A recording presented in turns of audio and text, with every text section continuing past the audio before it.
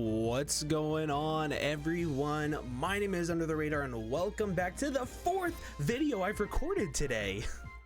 No, seriously though, welcome back to the BBL. This is gonna be the week 2 team builder, and this week we are going up against Mastadon and his Mastadon Gastrodons. We actually just played this game, and he told me that he's going to World, so I'm gonna see him, and like whenever this, actually when this video is going up, I'll be with him, right? No, I would have just seen him, so that's really cool. However, this matchup is super weird because he has a lot of really good bulk. He has a triple regen core that is phenomenal and very difficult to break. And he has a Mega Diancie, and he has an RCS normal, which can be E-Killer. Aside from that, he doesn't have much else, doesn't have much of anything good in my opinion, and doesn't have much that I'm super scared of, to be 100% honest with you guys.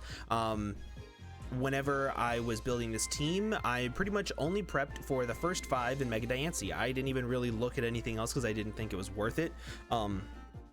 Because they just either didn't have a good matchup. Like Lapras isn't coming, it can't really touch Vaporeon even with Freeze Dry. Electabuzz isn't really coming because I have a Gliscor, I have a bunch of really fat stuff that can just take it on pretty well. I could even bring like a Silvally type to help take it on. Volibee isn't coming. I have really good offense that can just break it down, like Vikavolt, like Mawile, like Mega Mewtwo X, things like that. And I don't think Torterra was coming because I have pretty good stuff against that as well. I have Ice Beam coverage like out the ass. I have Ice coverage out the ass. Like I just have really good, I have really good coverage for it. So I pretty much just prep for the top 6 because I think those are the best 6 versus me. And looking at the matchup, I went back and forth with this set a lot, and this is the set that I came up with. I originally had Calm Mind over Low Kick. However, E-Killer is super scary. If I'm not set up with Mega Mewtwo X by the time E-Killer comes in, I lose to it if it sets up to +4. So I had to bring Low Kick so that way I can bring it in directly on E-Killer, live a hit, and then go for Low Kick. That's literally the only option that I had. So I wanted to bring like Calm Mind to attacks. If you look, Psy Strike plus Thunderbolt just blows through literally everything on my opponent's team. It blows through Torn. His main regen core just completely gets annihilated by this Pokemon, which is amazing. And then his Mega Diancie doesn't want to take a Psy Strike at +1, and Alola Marowak gets O-Code at +1. So that's why I wanted Calm Mind, but ultimately I had to go just with Psy Strike, and I had to bring a little bit more chip damage-esque stuff and try to deal with some stuff. I also thought that this set was really good against his lesser used stuff if he did decide to bring them. Like I have Thunderbolt for Lapras and for Volibee, and then I also have Psy Strike for his other 2 just in case he decided to bring them, but like I said, didn't even really prep for him. Next up, I brought my physically defensive, which doesn't really matter, Ditto, Choice Scarf to be able to beat down E-Killer. So let's say I do let him set up to +6. Let's say I do let him be super annoying. I can just go ahead and copy it, reverse sweep him with E-Killer, and that's awesome. Another thing that this was really useful for, it was really useful to help out against Amoonguss. I kind of sort of saw Amoonguss as a really big problem when I was building. With Spore, I didn't really have the best Spore fodder because I would have to bring like safety goggles on something. Like I considered safety goggles Noivern for a little bit because like it was basically gonna be a makeshift Crobat with like Taunt, Roost, U-Turn, Air Slash, because that can beat down a lot of his bulky mons. It can live multiple hits, and it can roost up on a bunch of different things. So I strongly considered that. But ultimately I figured if he's bringing in his Amoonguss anyway, I just go right into Ditto, copy it, and then I'm fine. So and then I don't have to worry about Spore fodder, and with Regenerator I can take a little bit of damage, and then I can just switch out, and with Imposter Regenerator I'll be just as fine. So I really like Ditto in this matchup. The defense investment doesn't matter, it's literally just making sure I have max HP with the Choice Scarf. Next up we have my Metronome Vikavolt, and I realize that this is, oh well. I have enough speed for some invested Alolan Marowak. I have enough special offense to be able to 2-shot Alolan Marowak with Mud Shot. I also, after 2 hits with my Metronome, Bug Buzz, then 2 shots Amoonguss, I OHKO Slowbro with Thunderbolt, and I OHKO Torn with Thunderbolt. So this thing is another really good wall breaker for his big 4, not the big 6 that I think he's going to bring, but the big 4 in Torn, Slowbro, Amoonguss, and Alolan Marowak. So I definitely think that this set has a lot of merit, and I think it'll be pretty good. I'm really excited to use Metronome.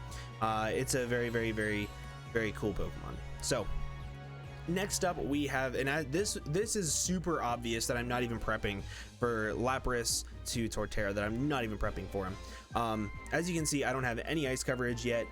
I just don't think it's necessary. I have Thunderbolt for Volibee and Lapras, but I don't have much ground coverage for Electabuzz, and as you can see, I don't even have Drill Run on this thing, and I'm not even speed creeping it. Like, I could be running Jolly max speed to be able to speed tie with it, but I wanted Adamant Nature because Flare Blitz plus Z Mega Horn allows me to break through his 2 Regenerator Pokemon, and then Wild Charge is pretty good after that. It doesn't do a whole lot of damage to E-Killer. E-Killer can actually just go ahead and SD up in my face, and I can't do a whole lot about it, but that's kind of why I have Baton Pass.